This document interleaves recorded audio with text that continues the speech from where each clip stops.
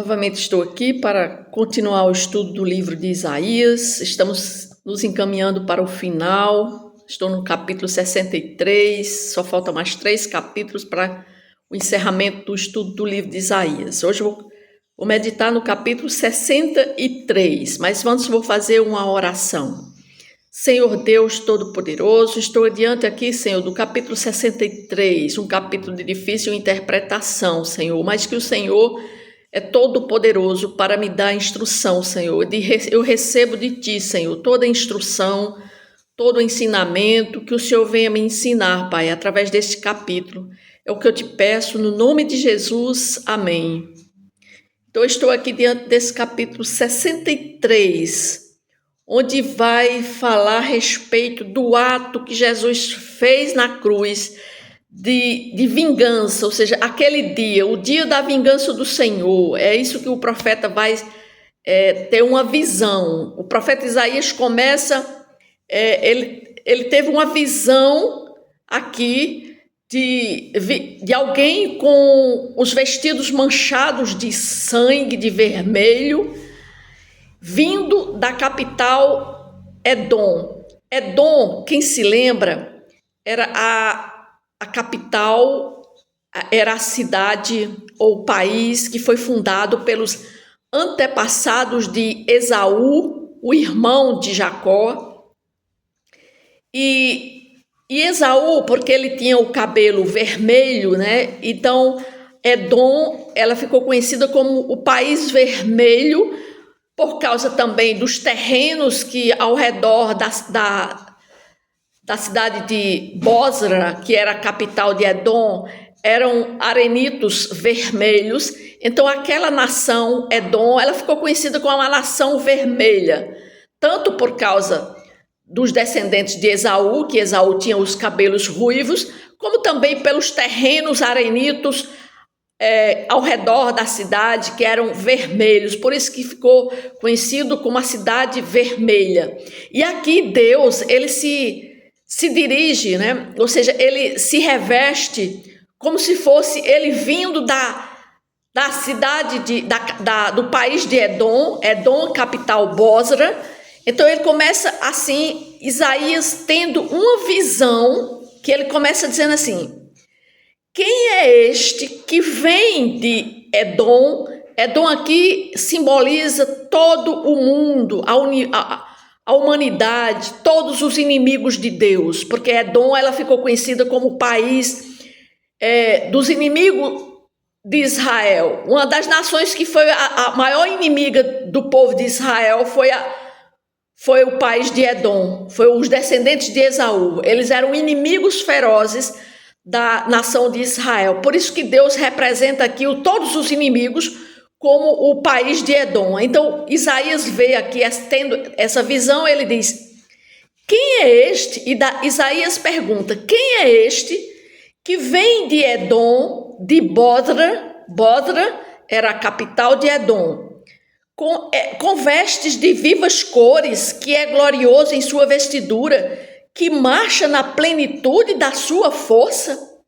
Ou seja, Isaías estava tendo uma visão profética, né, do Senhor com essas vestiduras, ou seja, ele estava tendo uma visão profética do Senhor Jesus, deixando este mundo, no caso Edom, após ter realizado o quê? A obra redentora, satisfazendo assim toda a sua justiça contra o pecado. Jesus aqui estava se apresentando com suas vestes ensanguentadas, mas cercado de glória e marchando, revestido de poder e grande glória, porque ele diz: quem é este? Isaías pergunta: quem é este que vem de Edom, de Bosra? Ou seja, aquela nação que era contra a nação de Israel, que era conhecida como a nação vermelha, descendentes de Esaú, e que agora Jesus vem de lá, agora vestidos com vestes de vivas cores, no caso, cores vermelhas, que marcha na plenitude da sua força. Aí Deus responde: sou eu que falo em justiça, poderoso para salvar. Aí no versículo 2, Isaías faz outra pergunta. Por que está vermelho o traje e as suas vestes como as daquele que pisa uvas no lagar? Ou seja, Isaías ouviu a resposta à primeira pergunta que ele fez, né? Mas ele tornou a perguntar. Como é que pode ele fez essa pergunta? Porque Isaías ele desconhecia a maneira como a salvação foi operada pelo Senhor Jesus na cruz. Então ele pergunta novamente, por que está vermelha o traje? Por que está vermelho o traje e as suas vestes, como daquele que pisa uvas no lagar? Então a resposta do Senhor a esta pergunta foi: o lagar eu o pisei sozinho, e dos povos nenhum homem se achava comigo.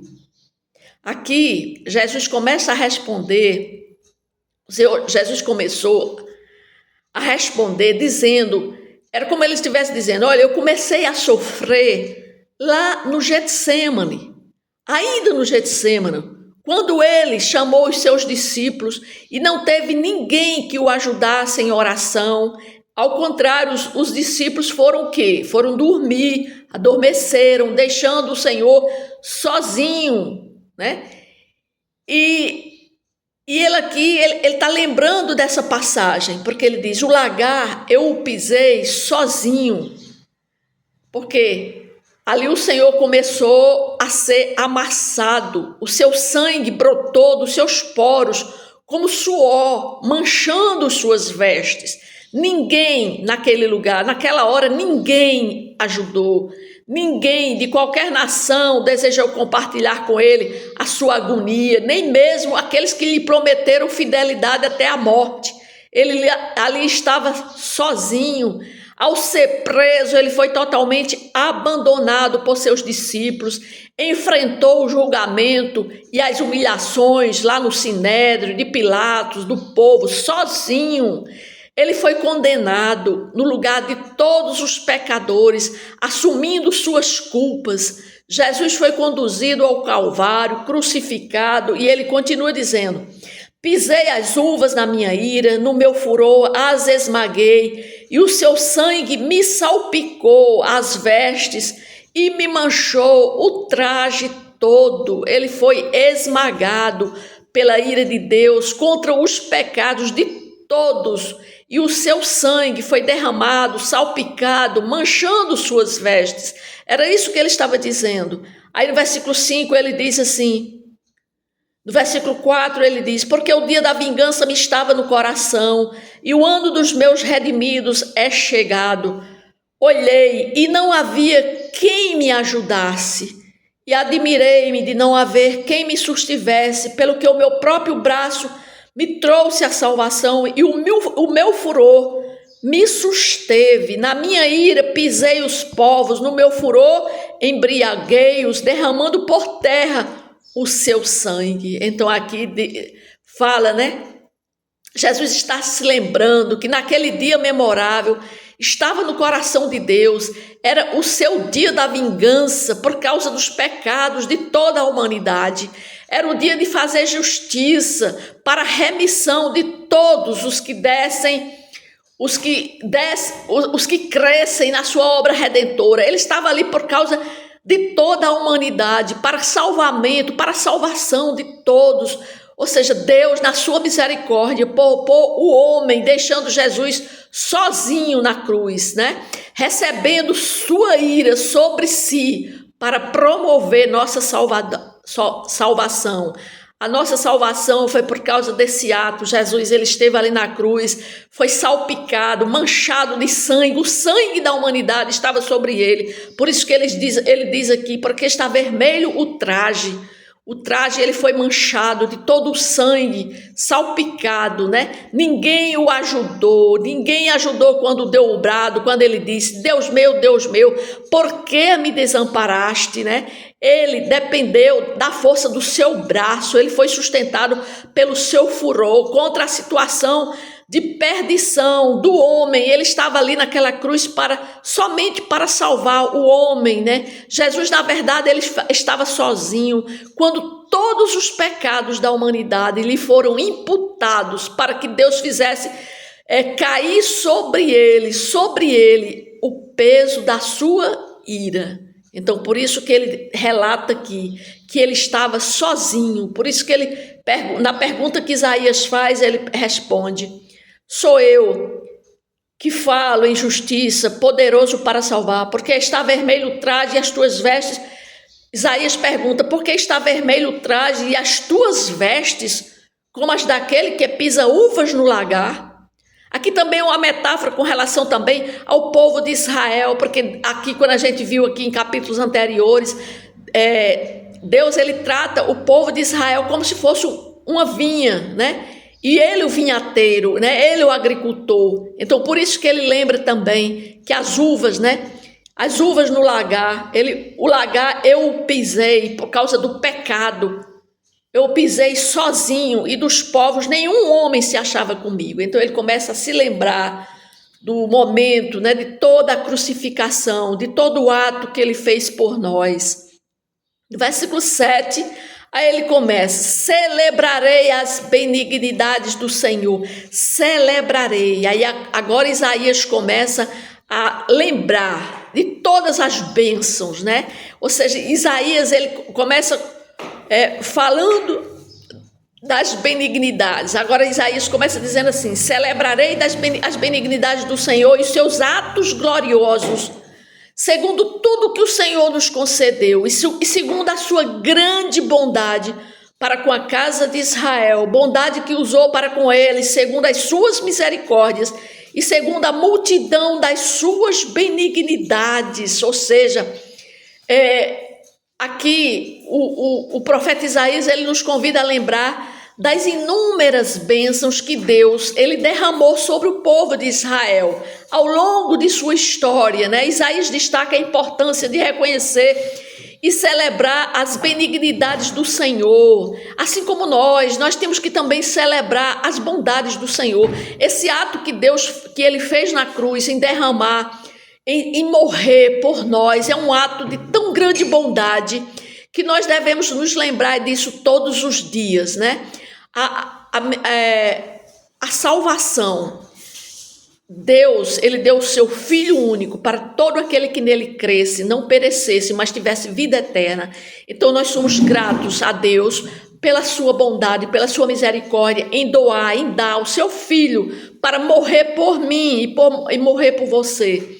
Quem é que teria esse ato de amor tão grande, né, em dar seu Filho para morrer por tanta gente pecadora, tanta gente má? Mas Deus deu o seu Filho, e isso é um ato de tão grande gratidão que nós temos que ter. Todos os dias nós temos que agradecer a Deus por isso.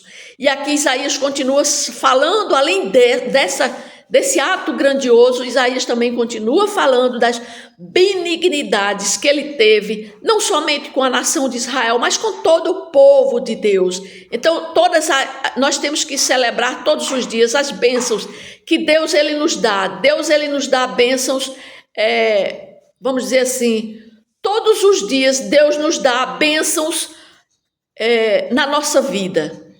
Ele nos concede bênçãos, porque ele diz: bondade que usou para com ele, segundo as suas misericórdias, segundo a multidão das suas benignidades. Então Deus é misericordioso, Deus é bondoso, Deus derramou sobre a nação de Israel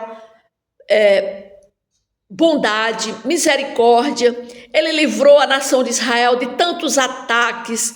Aí ele diz assim, versículo 8: porque ele dizia: certamente eles são o meu povo, filhos que não mentirão, e se lhes tornou o seu salvador. Em toda a angústia deles foi ele angustiado, e o anjo da sua presença os salvou. Pelo seu amor e pela sua compaixão, ele os remiu, os tomou e os conduziu todos os dias da antiguidade. Ou seja, Isaías está lembrando aqui que Deus esteve com o povo de Israel. Ele não os deixou perecer, Ele diz aqui que ele os remiu, os tomou, os conduziu em todos os dias da antiguidade. Mas eles foram rebeldes. Aí Isaías agora começa a lembrar também que Deus, sendo misericordioso com a nação de Israel, tirou o povo lá do Egito, trouxe eles, com eles no deserto, caminhou com eles até levá-los para uma terra prometida, nunca deixou faltar-lhes nada. Mas aí aquele povo, quando chegou na sua nação, eles começaram a ficar rebeldes. Eles foram rebeldes e contristaram o seu Espírito Santo, pelo que se lhes tornou em inimigo. E realmente o povo de Israel, eles se tornaram inimigos de Deus. E diz aqui, e ele mesmo pelejou contra eles. Por quê? Porque o povo, a nação de Israel, ela se voltou contra Deus. Eles se voltaram contra Deus. Então, eles se tornaram inimigos de Deus. Então, no versículo 11, então o povo se lembrou dos dias antigos de Moisés e disse, onde está aquele que fez subir do mar o pastor do seu rebanho? Onde está o que pôs nele o seu Espírito Santo? Aquele cujo braço glorioso ele fez andar a mão direita de Moisés, que fendeu as águas diante deles, criando para si um nome eterno? Aquele que os guiou pelos abismos como o cavalo no deserto, de modo que nunca tropeçaram, como o animal que desce aos vales, o Espírito do Senhor lhes deu descanso.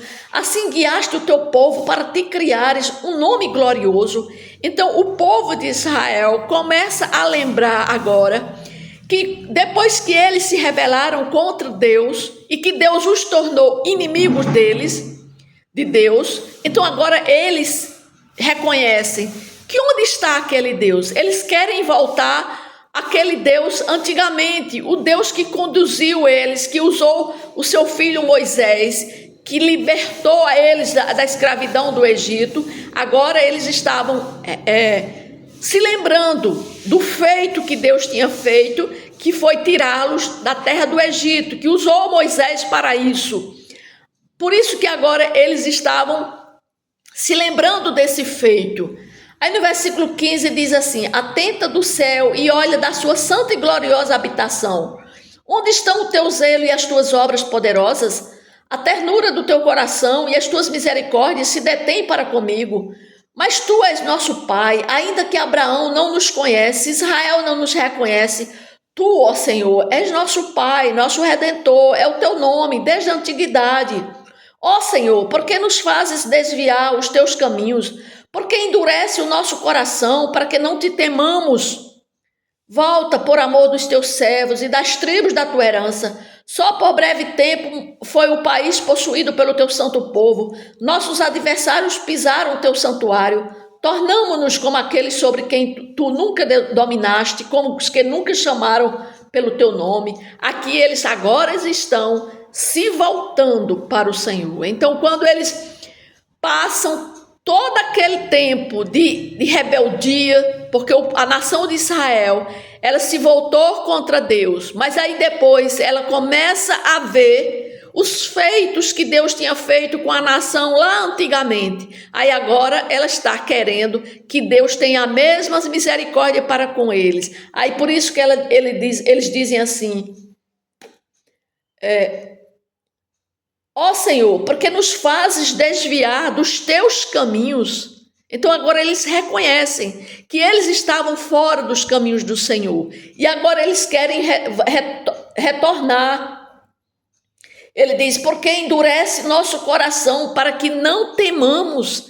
Ou seja, eles mesmos estão reconhecendo que eles estavam com o coração endurecido, porque aquilo tinha sido como uma disciplina do Senhor. Eles passaram tanto tempo em sofrimento, afastados da presença de Deus, agora eles estavam querendo retornar para estarem com Deus novamente. Então era isso que aqui o profeta Isaías estava falando, né? Ele começa, o que é que nós podemos ver e aprender do capítulo 63, que primeiro o profeta, ele faz uma pergunta a Deus, porque ele vê na sua visão Deus, aquele homem vestido de vermelho, vindo com as suas vestes de vermelho, mas significa o sangue derramado, né? E aí ele faz a pergunta e Deus responde que aquele sangue que está nas suas vestes é o sangue que foi derramado na cruz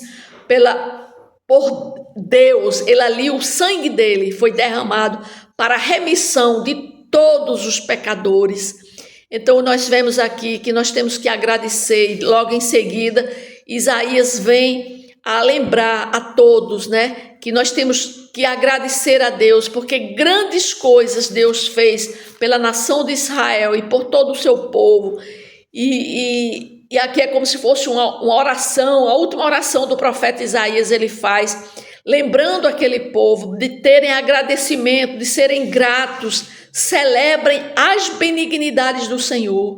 É isso que nós também temos que fazer todos os dias, celebrar as bondades de Deus. Deus é bondoso, ele começa a sua bondade infinita com a sua misericórdia, né?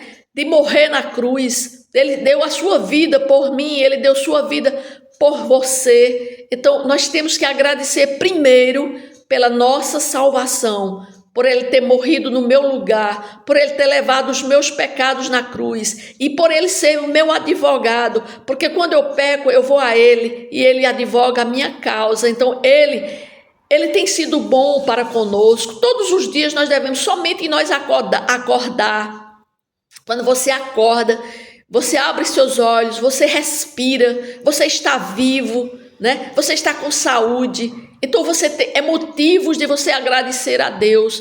Então hoje você já agradeceu a Deus por você se levantar com saúde, com seus braços perfeitos, com sua visão perfeita, com tudo perfeito em você. Você está respirando normalmente, você está contemplando este dia. Isso é motivo de agradecer a Deus. Tantos quantos estão doentes em leitos no hospital, tantos quantos não podem ver a luz do sol, tantos quantos não podem andar, se movimentar, tantos quantos não podem fazer o que você faz no seu dia a dia. Então isso é motivo de agradecimento. Todos os dias nós temos que agradecer, primeiramente a nossa salvação e depois as benignidades do Senhor. Isso era o que o profeta estava mostrando ao povo, à nação de Israel, que ele diz assim, celebrarei as benignidades, ou seja, falando ao povo que celebrem as benignidades do Senhor e os seus atos gloriosos, segundo tudo que o Senhor nos concedeu, e segundo a grande bondade para com a casa de Israel, bondade que usou para com eles, segundo as suas misericórdias, segundo a multidão das suas benignidades. Assim como ele usou de benignidades para a nação de Israel, assim também é para conosco, porque somos descendentes da casa da nação de Israel. Então, essas benignidades também servem para nós, elas estão a nosso dispor. Todas as promessas do Senhor estão aqui contidas na palavra dele. Então, todos os dias nós temos que sermos gratos a eles, agradecer a ele por tudo, por todas as suas bênçãos na nossa vida. É isso que o capítulo 63 nos mostrou no dia de hoje. Amém?